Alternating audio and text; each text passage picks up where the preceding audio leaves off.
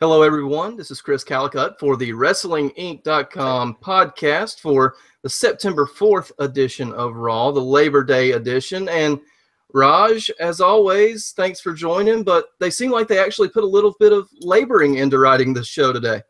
Yeah, it didn't feel like a complete holiday episode. It felt like a regular episode. So I was entertained. I thought the main event was great, and that last spot with Strowman and Big Show was awesome. I mean, they do some really cool stuff with Strowman. So I thought that was really effective. But yeah, I mean, we'll get into that more as we go along.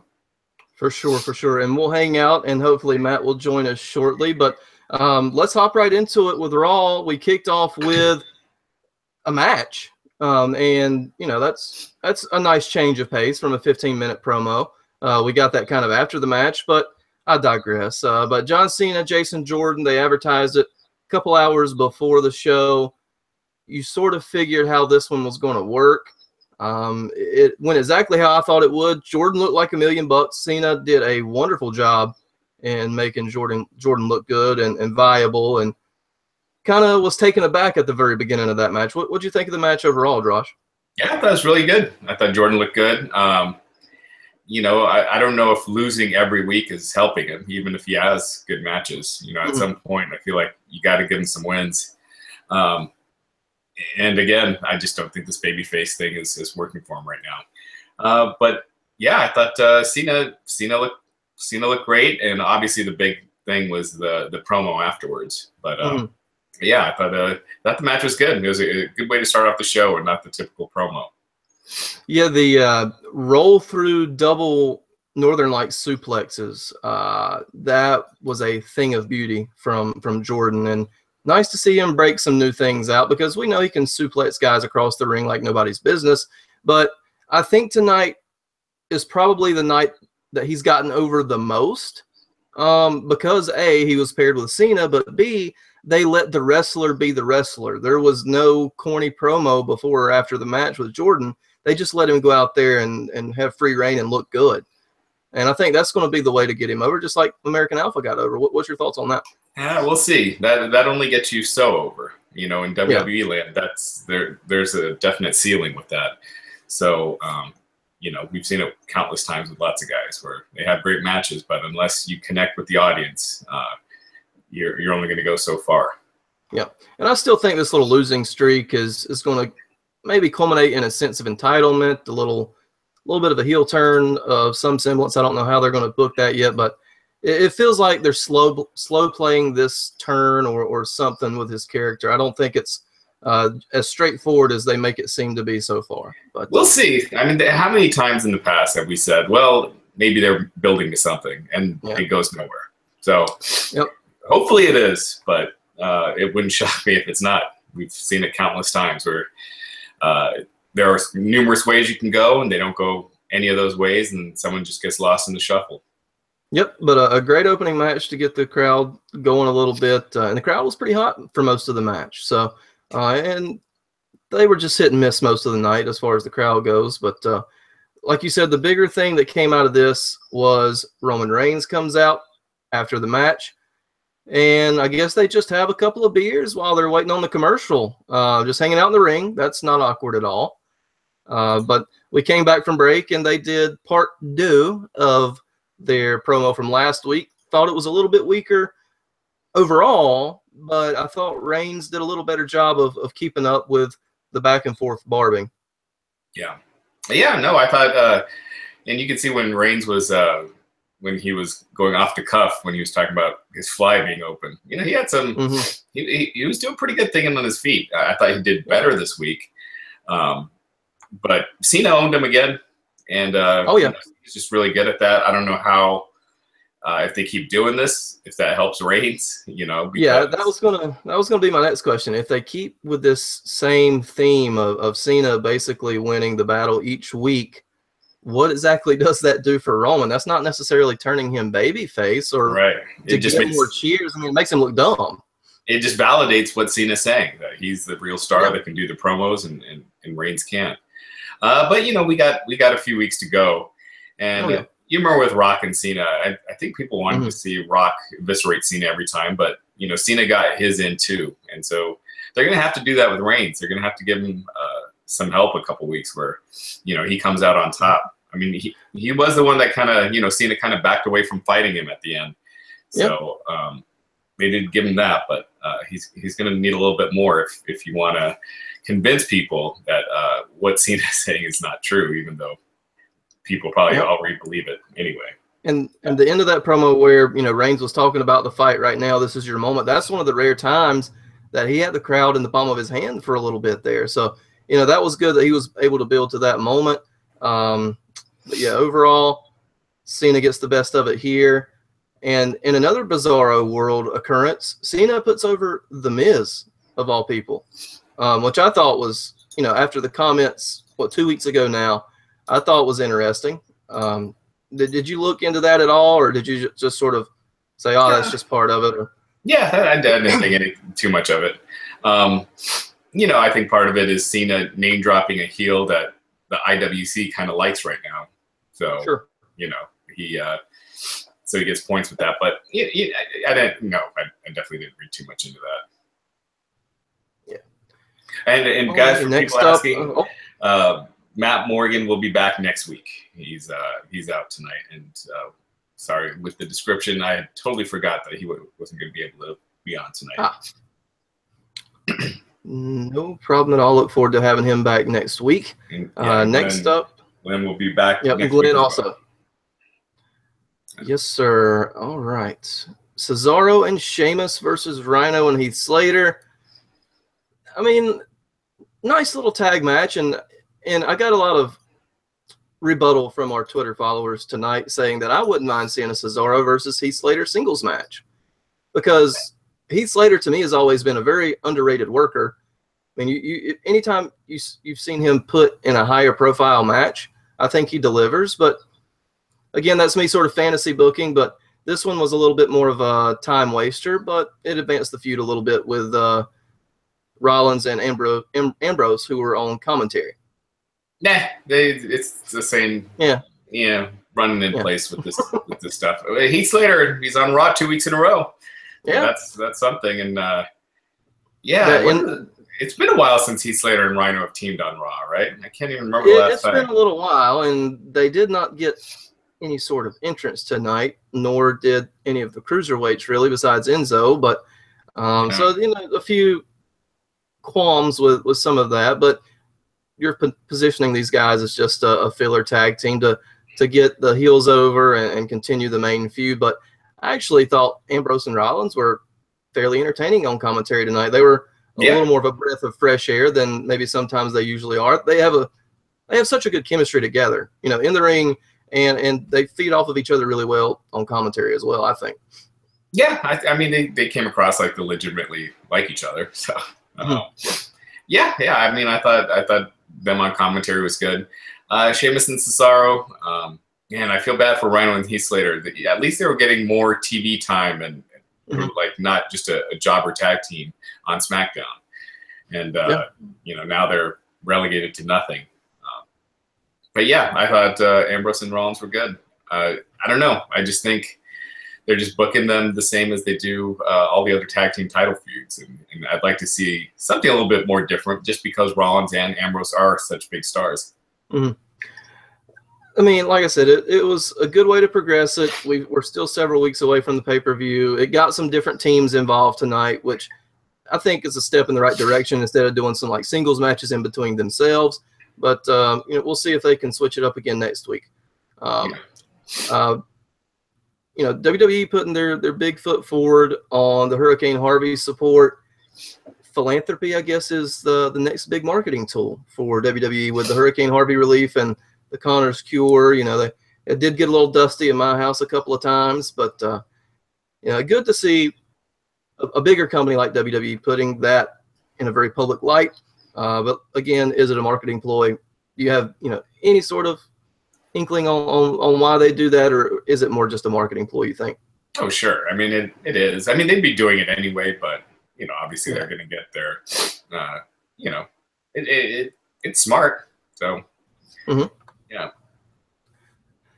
Backstage with Renee Young, who is with the Hardys, they comment on Jeff's Intercontinental title match later on that evening. You know, some woken phrases thrown in there, and this is definitely the best Jeff Hardy promo I've seen since they've been back. It didn't look like he was reading off anything. He acted a little fired up, so I thought that was a nice way to get hyped for the match. Yeah, no, I thought Jeff did good. Matt, I just find the broken references kind of outdated and stale and kind of annoying at this point. It's like they're not going to do anything with it. Yeah, it's like you're just really clinging on to something that's not happening, and that's what it looks like. It looks like it's not happening. I think if it was going to, they would have done something. And so, yeah, I think Matt needs to let it go and move on. But Jeff, I thought Jeff looked good here. But yeah, we'll get to that match here in a minute. Yeah, that led straight into the match after the break. Miz versus Jeff Hardy for the IC title. There was a couple of kerfluffles outside the ring that led to Axel, Dallas, and Matt being expunged from the ringside area. And that still left Maurice, who had not gotten involved at that time. I thought these two had a really nice back and forth match, and it showed that Jeff still has some chops as a singles guy. What do you think?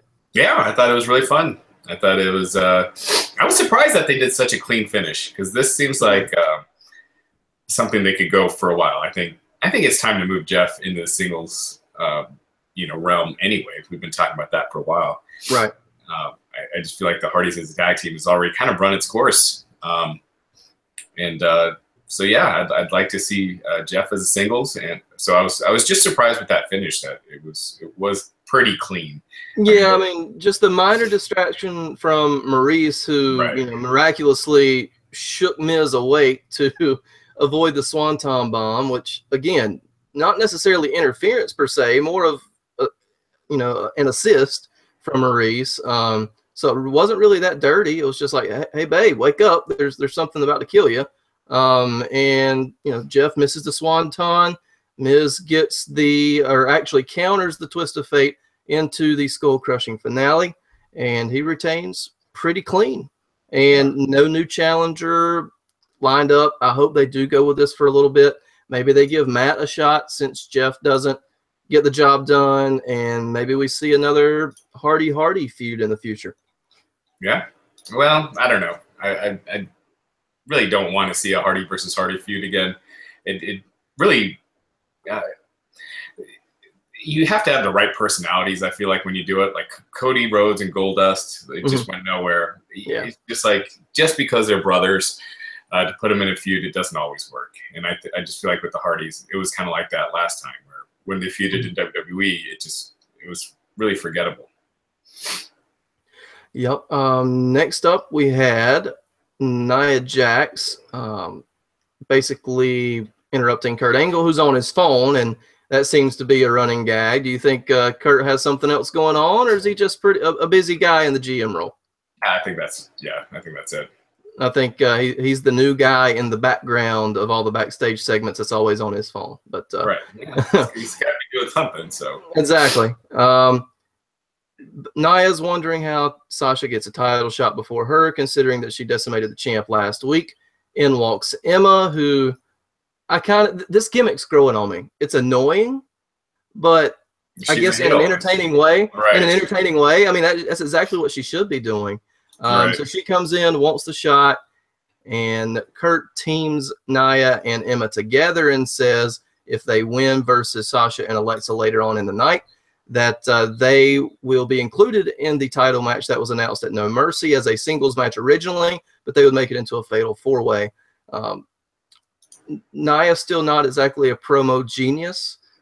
Emma not either, but again, Emma's shtick is finally getting over. I'm starting to, I guess, understand it a little more week by week.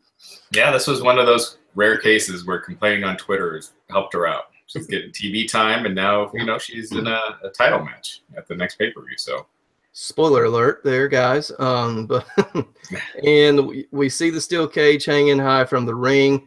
Obviously, that was our main event. And one thing they kept doing all night long is they showed the ring collapse of Big Show and Braun Strowman from last time. So it's like they're buttering you up for something. We don't know what it is, and I think they did a nice job at the end of the night to just sort of seal that. But while they were showing all that, the cruiserweights got dark entrances besides Enzo Amore, who had about a 5, 6, 7 minute promo by himself. Cedric Metalik never said a word, and some of this stuff was bordering on racist in a way. I mean, I don't declare the whole queso picante that endearing or funny. But what did you think of Amore's promo here? I just thought it was the standard stuff. I didn't. You mean more xenophobic, right? Not okay. Well, sure. Yeah. I think, yeah. I mean, they do that kind of stuff all. You know, that didn't really bother me, but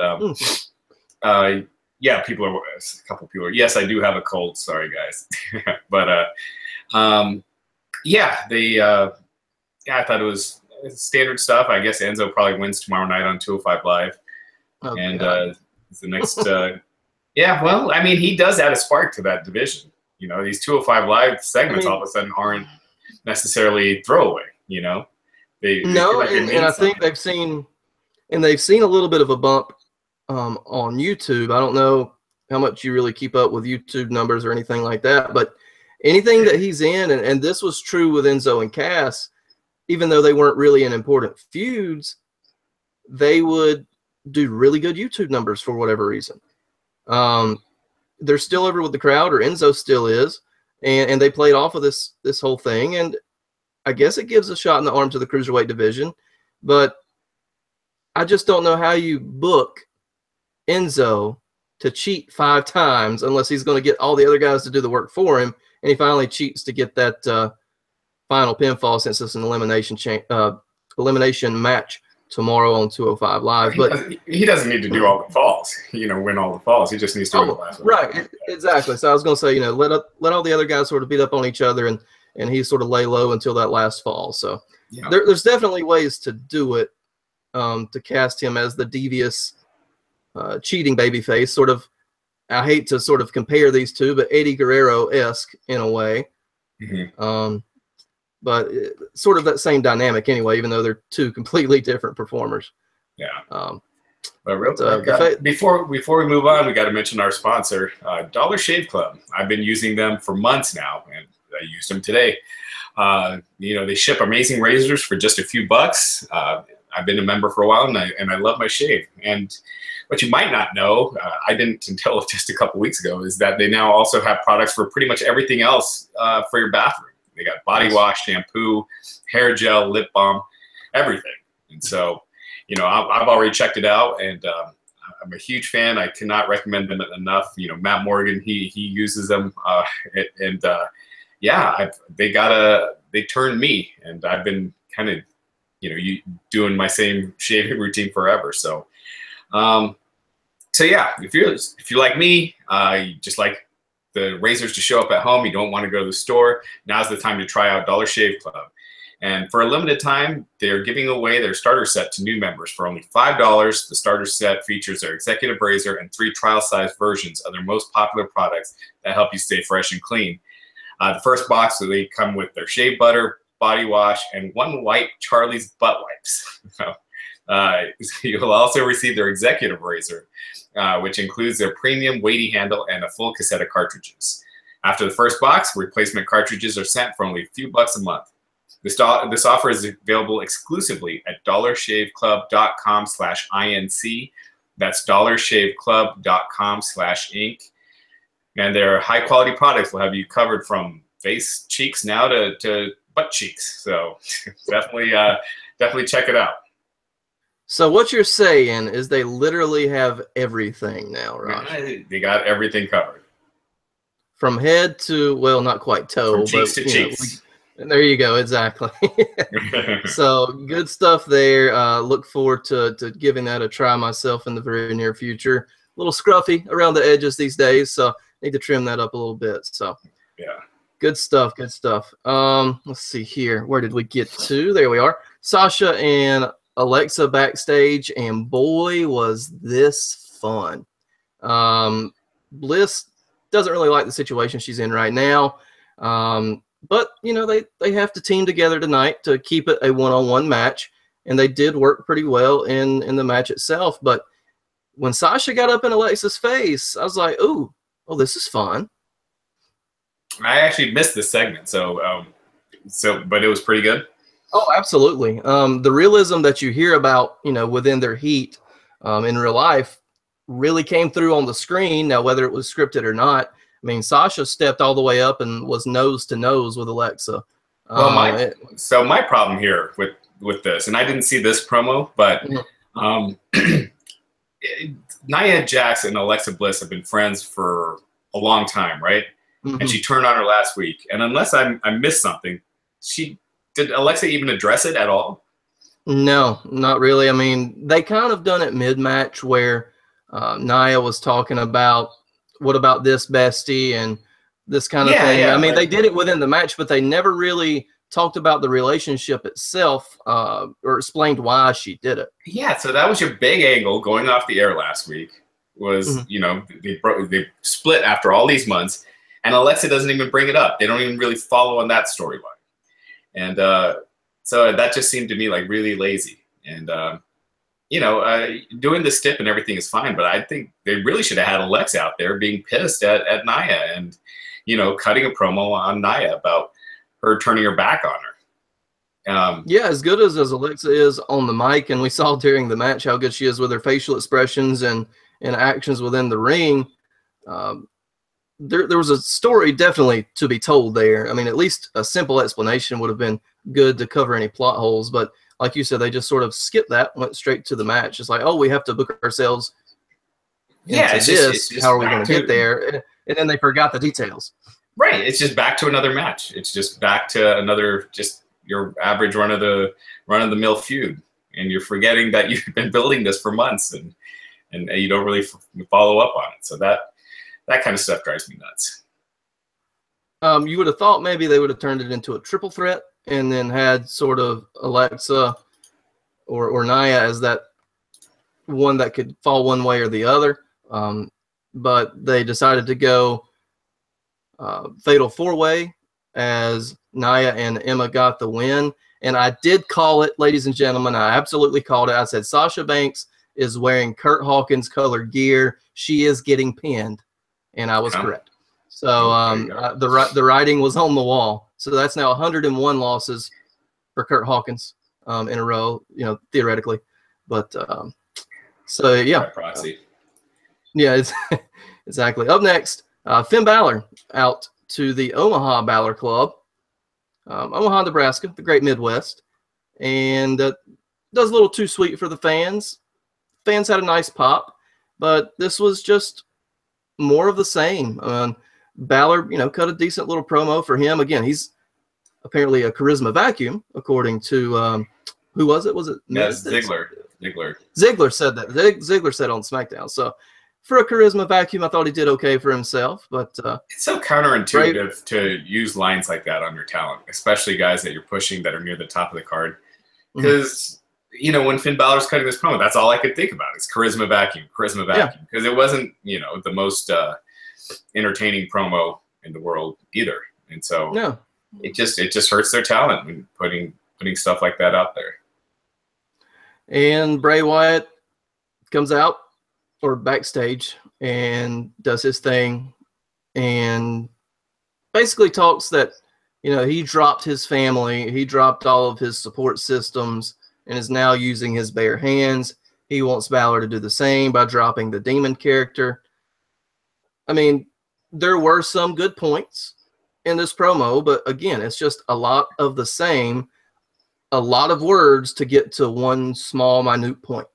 Yeah, I mean, this has been happening for years for me. When Bray starts talking, it's just, you know, it just kind of trail off and, you know, think about what I should make for dinner tomorrow night. You know, I just do not care once he starts talking.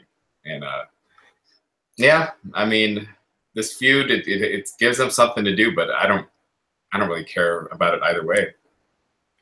No, same here. And I like both guys a lot, actually. And you would think that I would be more vested in this feud, but I'm really not. And I miss NXT Bray Wyatt. That when his first vignette started airing on the very brand new NXT, when it first unveiled, I thought were fantastic. He had a point to what he was saying. It wasn't just a lot of jibber jabber to get to a random feud point. I mean, it was actual teaching and following, or whatever you want to call it. But I miss that guy. Bring me that guy back with the derby hat and the Hawaiian shirt instead of whatever he's got going on now. Yeah, I mean, I think, I've been saying this forever, but I think he could use a face turn and mix his character up a bit. People cheer him anyway, so. Mm-hmm. I mean, when you have a crowd, and of course this was a year or two ago, singing along with you, you got the whole world in your hands, then why not run with that? Use the crowd reaction. He's not going to be a full-fledged babyface because of how his character's portrayed, but I don't see why they don't give him a face run. But I definitely agree there. Yeah. Which is odd for you. Normally you want people to turn heel, so that's good. I like that. There's a few people I think would benefit from a babyface turn, and Bray is definitely at the top of the list. Very good. Next up, we did have the tag match that we mentioned just earlier. Sasha Banks, Alexa Bliss versus Emma and Nia Jax. Yet another new entrance theme for Emma. Better or worse than last year, or last week, excuse me, or did you even notice? So it's different music? Yes, different music again. Yeah, I missed that. No, it had to have been better than last week. It was a little better. Definitely not as good as her last theme, but I would say an improvement from the bubbly one that she had originally. Yeah. This one fit her character a little better, and this one is actually a CFO's production. I did see a tweet from those guys, and I believe we had an interview with those guys earlier in the week too that you might want to check out. So, but like we said earlier, Emma and Nia Jax gets the win here. It is now a fatal four-way at No Mercy. Sasha took the pin again. Yep, again. Yeah. But the match itself, I thought, really delivered. I thought it was a very fun tag match because, you had a lot of blind tags going on. There was some stories within the story going on, and everybody in the ring, including Nia, I thought looked really good. Yeah. I wonder if her losing the title again this time was just a rib because she had complained about it. We had that article today about Sasha appearing on the Sam Roberts podcast and talking about how she never gets to hold the title long. And it's kind of had been heartbreaking for her. And I wonder if they almost did that SummerSlam title change just because of those comments she made.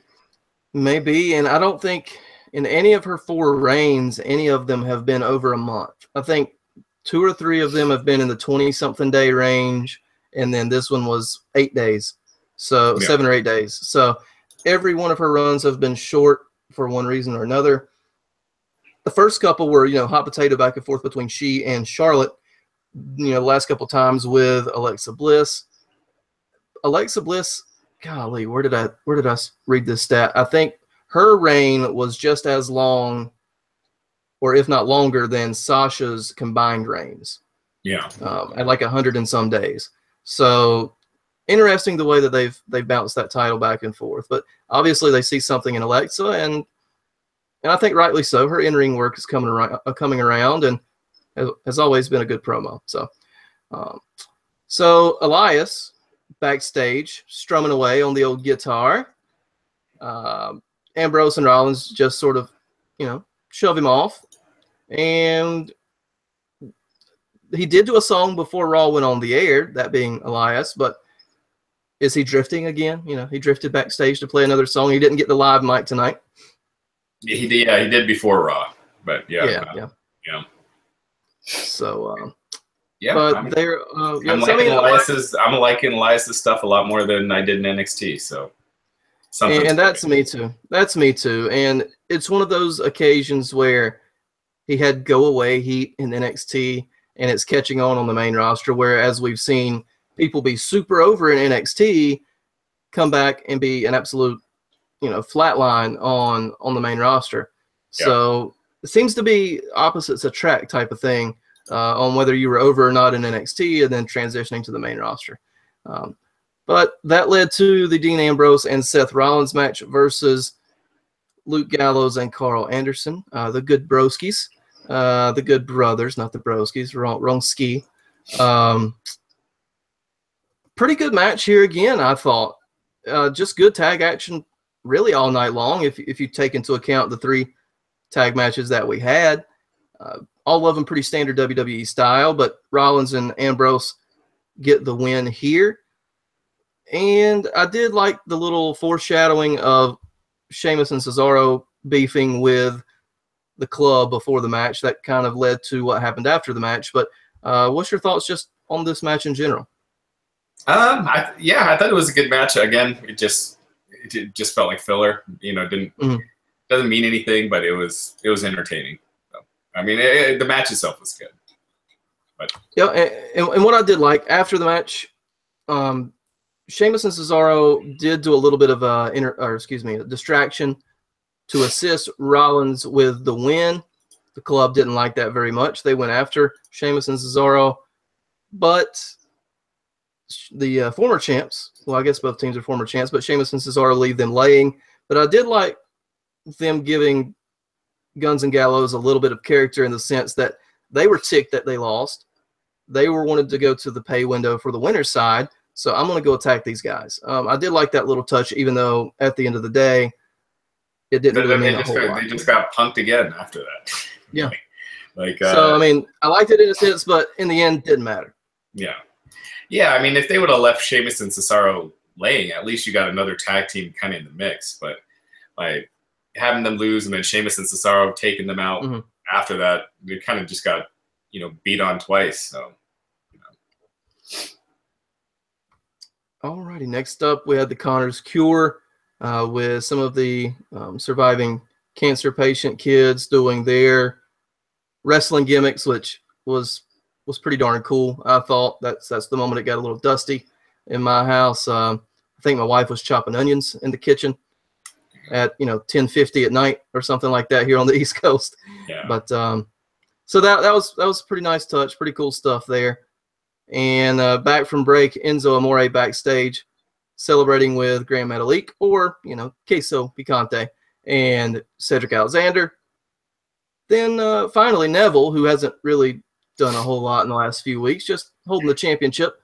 He interrupts them and reveals the plans for the 5-way elimination match tomorrow night on 205 Live, which will include the aforementioned Gran Metalik, Cedric Alexander, Enzo Amore, and also added, I believe, Brian Kendrick and Tony Nese. So 3 faces, 2 heels. Nice little dynamic mixture there, even though Kendrick hasn't really done a whole lot lately. He's been sort of paired up with Jack Gallagher on 205 Live. So, but you needed another heel, so I guess he's the logical choice there. Yeah, I mean, most of the 205 roster is not really doing much, outside of Neville and Enzo. So. Yep. But like we said, they've got to find a way to book Enzo to win a Fatal 5-Way, and I hope it's not making him wrestle, because I love that they're going with that he knows he can't beat them by out wrestling. He has to cheat. Yeah. And I actually like that. Yeah, I'd almost prefer if they did like a 3-way at the next pay-per-view with Neville, Enzo, and then throw Cedric Alexander in there, I don't want Cedric Alexander anywhere near Enzo Amore in a ring. That's just me. I would love to see a heel Neville versus a face Alexander just one time. Throw me a ball. But you can just keep Enzo outside the ring and have them do most of the match.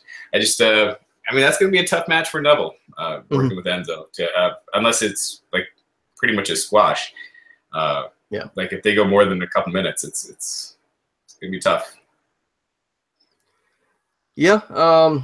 So tune in to 205 Live tomorrow night for that. The 3 of our fans who actually watch that show, and I try to weekly, and I stay up a little later here on the East Coast to tweet along with you guys for that one. So come hang out with us after SmackDown. But we move swiftly into tonight's main event. Renee Young is backstage with Big Show, who still is a spitting image of King Kong Bundy at this point after using his Dollar Shave Club. But I thought he had a nice fiery promo. And is he going out with a blaze of glory? Did this promo almost feel like a farewell, and this match feel almost like a farewell to you? Big Show? Yeah. And just maybe this is one of my last bigger type of main events. Yeah, I mean, the whole putting out the pasture thing. Big Show has said he's going to be retired by the time the next WrestleMania comes around. Yeah, so, his contract runs out in February. Is that right? Yeah. So yeah, I mean, it's definitely winding down.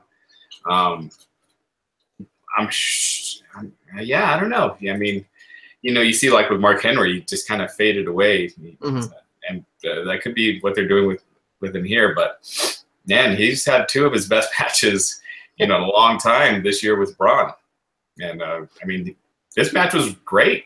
I thought Big Show looked good, for a big guy match. They did a lot. I thought Show took a little bit more of this match than I probably would have liked, considering you're having Braun face Lesnar. But that being said, this match was great, and this is the second time in a row they've worked together on Raw and had a great match. And then that last spot, you figured they weren't going to do the ring breaking again, and plus they didn't have it all gimmicked like they did last time, right? To break the ring, but yeah, that spot where he body slammed him out of the cage was different. It was new. I thought it was just awesome. So yeah, and it seemed like it was a legit break. I mean, I'm sure a referee popped over there and unloosened a lock or something of that semblance, but it was really cool because you thought the big spot was going to come during the match, and when it was a pretty straightforward match, minus the top rope elbow drop from Big Show. And I'm sorry, Twitter followers. I trolled you so hard tonight, and I apologize for that slightly, because I did. Big Show's elbow is better than Kairi Sane's elbow, and people just lit me up.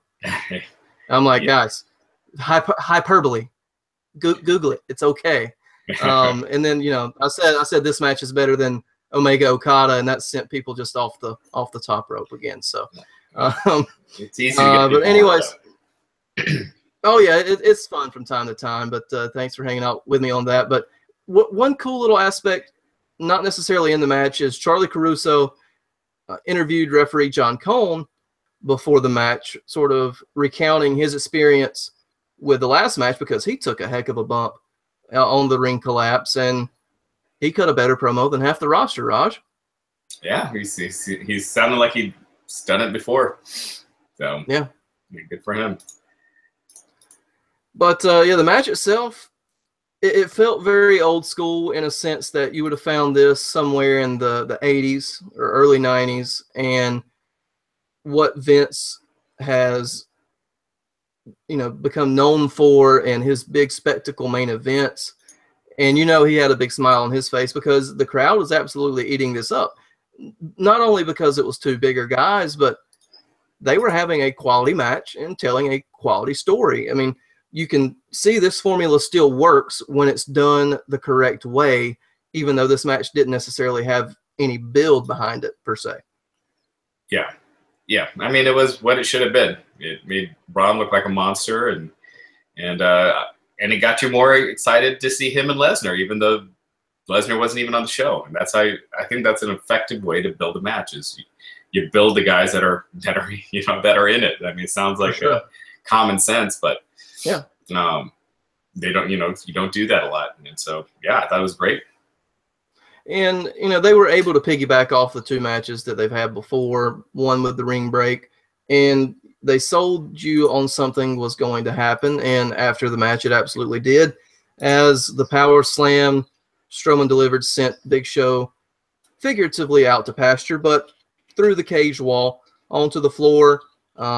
Show sold it and lay motionless, as we went off the air. But a fantastic main event, I thought. And another little production type of note, they did like 20 minutes of segments between the last match and this match, I guess, while they were quote unquote setting up the ring. But I'm like, isn't that an easy way to kill a crowd by not doing anything live in the ring for that long? Yeah. It didn't seem like it did, though. I mean, no, I mean they were doing well in the match itself, but it went from like 10:35 to 10:55 that there was no in-ring action. It was all backstage segments or vignettes or something like that, which if you could keep a crowd for that long and they still be that hyped for the main event, and really that's more to the performers than the production, then that's a good thing. But this crowd was hot tonight. Yeah, I mean, for spots, for sure. Yeah, I mean, for the opening, you know, for this match, I thought they were better than a lot of the recent Raw crowds. So, yeah, especially last week.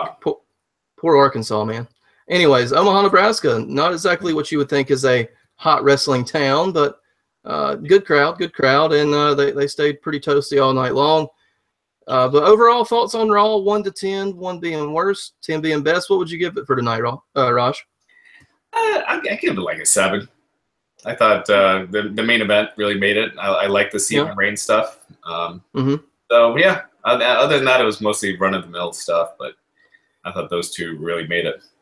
Yeah, and even the run-of-the-mill stuff was at least pretty high quality in the ring. Right. So so there wasn't a whole lot of sleepy stuff going on. So yeah, I think 7.5 is being pretty generous, but not too far off either. So pretty good show overall tonight, and it showed on our poll time at the end of the show. Everybody, like 90%, gave it thumbs up tonight on Twitter. So pretty good show. So a couple more news items, and guys, you can send some questions on the chat as well. Your stories of the week is JBL is leaving SmackDown commentary, and it was announced today that Corey Graves will be replacing him, relinquishing his duties on 205 Live, but keeping his gig on Raw, obviously, as we saw tonight.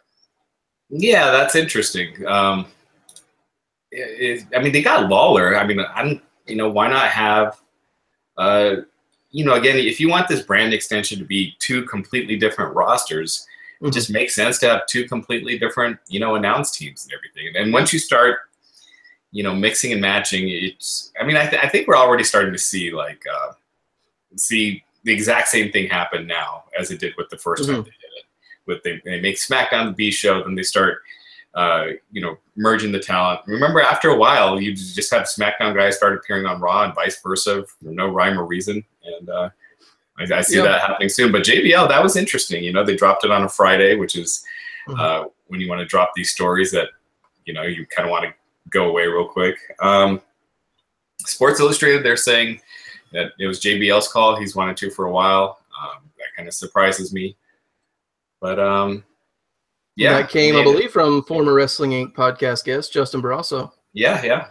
He was on a couple weeks ago. But so yeah, I think it's an improvement. I think JBL it's funny. I used to like JBL on commentary way back in the day, and then I found him hard to listen to for a while now. So I think it's an improvement for sure. Again, I think SmackDown's.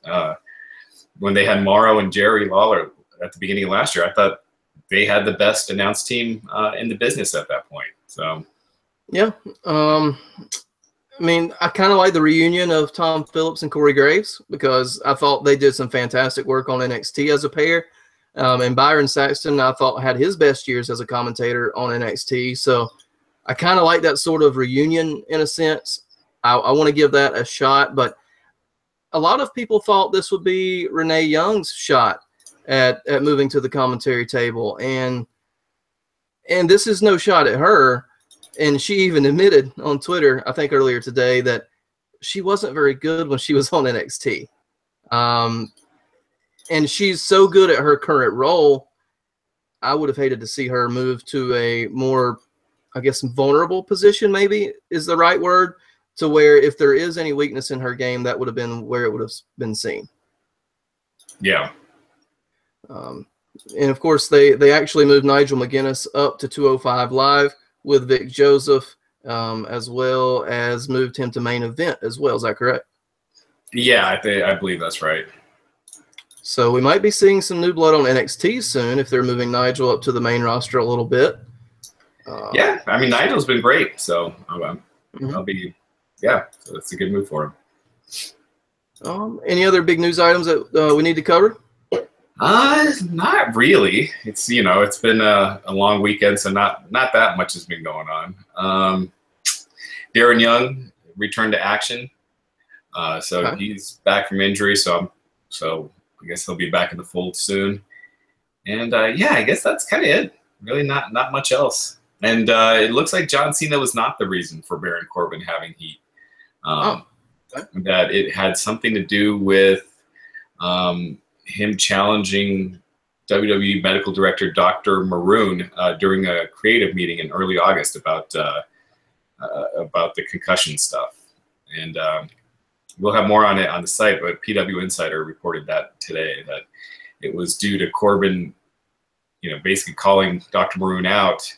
And it's something that they take really seriously with the concussions and stuff. So that got him. Oh, absolutely. That got him heat. So that's where that's at. Very good. Hopefully that doesn't seem like something that is a career killer or anything. So, but I remember MVP got heat for talking smack during a drug test, and he never really got his push back. It was kind of all downhill after that. So. Hopefully Corbin could, wait this one out and get back on track. And like I said, to me, a U.S. title program, even though he's not exactly shown very strong yet, and you're paired with AJ Styles, that can't be but so big of a demotion unless they keep going with, making him look like a buffoon the whole time. So we'll see how that shakes out. It's a demotion to go from having the Money in the Bank suitcase and feuding with Cena, right. But yeah, it's not. He's not as far as it could have been. He's not losing to Kalisto or anything right now. So yet. But have you got a chance to at least catch the first round of the Mae Young Classic yet, Raj? Not yet. Oh man, we have to set you aside a binge day or something to watch that. But it's only so many hours in the day. That's true. I've not gotten to the second round yet. Unfortunately, I won't be on the Wednesday podcast to update you on that, but I'll be back soon and maybe provide a little insight on that because I like the presentation. I think it's good for women's wrestling, good for the WWE to sort of, again, not saying that that's philanthropy. I'll say it in a minute, but it's a good step in the right direction. They could do a lot of stuff with that, but we'll see where they go. I mean, the UK stuff hasn't really gone anywhere yet. I think they still got plans for it, but we'll see. I mean, it's adding a lot of content that I don't know if there's necessarily a lot of demand for. And you see with the Cruiserweight Classic and how that was followed up. We'll see. But I'm gonna definitely be checking out the main event of the tournament. But I don't know if I'm gonna be seeing all the matches. Gotcha. All righty. Before we head off, where can people find you on Twitter and that kind of thing? Yeah, RajGiri303. But little scheduling note: Glenn is out this week, but he was back starting next week. Matt Morgan will be back next week, and then Chuck Carroll, CBS Sports, will be joining me this Wednesday for the podcast. So cool. I think we've had him before. Is that right? I think. Yeah, he's been on before. So it'll be back to normal next week, but still kind of a little bit off this week. So he's a good guest. So Wednesday will be fun. So be sure to tune into that 12 p.m. Eastern on Wednesday.